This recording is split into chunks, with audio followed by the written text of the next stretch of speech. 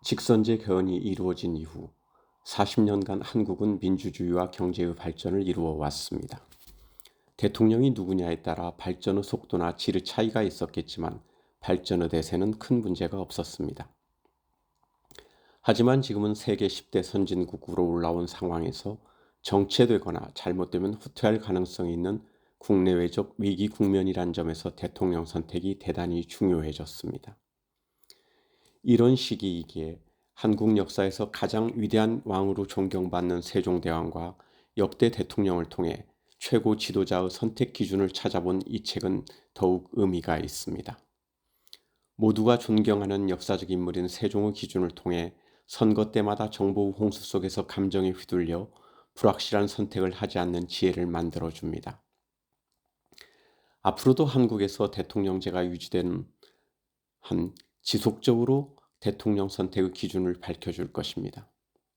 다양한 일화와 역사적 사건이 흥미롭게 정리되어 있어 청소년부터 성인까지 세종과 4명의 대통령을 통해 한국 현대사와 현재의 한국 정치를 평가하는 안목을 얻을 수 있습니다.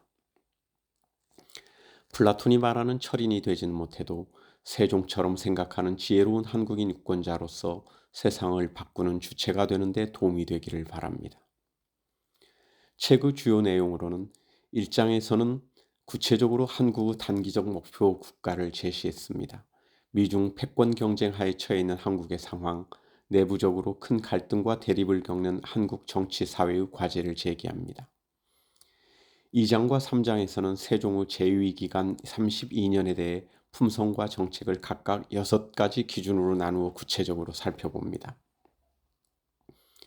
2장 성공하는 품성에서는 인자하고 현명한 왕, 재정을 소중히 여긴 검소한 왕, 용서할 줄 아는 왕, 비판을 허용하고 권력을 나눈 왕, 역사의 교훈을 실천한 왕, 친인척 관리에 노력한 왕으로 나누어 세종의 구체적 품성을 소개하고 이것이 현재 한국 대통령에게 어떤 의미를 갖는가를 서술했습니다.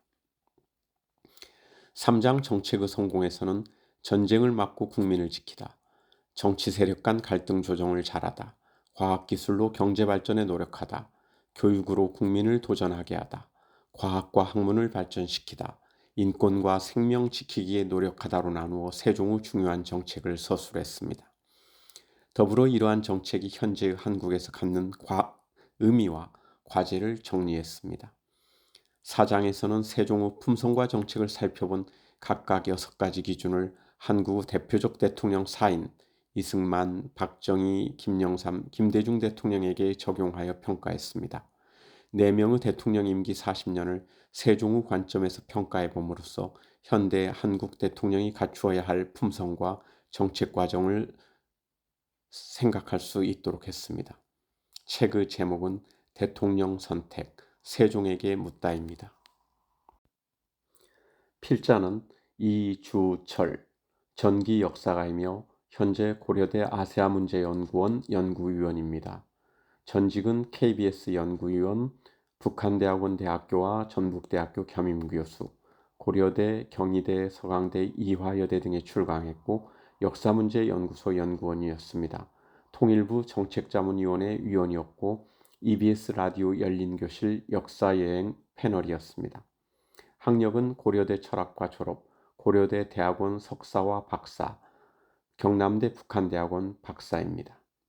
논조로는 북한의 텔레비전 방송, 텔레비전 정치와 인민의 갈등, 조선노동당 당원조직 연구, 분단의 두 얼굴 테마로 읽는 독일과 한반도 비교사, 북한 현대사 1, 김정일의 생각 읽기, 논쟁으로 본 한국 사회 100년, 북한 인권 개선 방안, 조선의 왕위 계승, 성패와 북한의 후계 체제 비교 등 다수가 있습니다.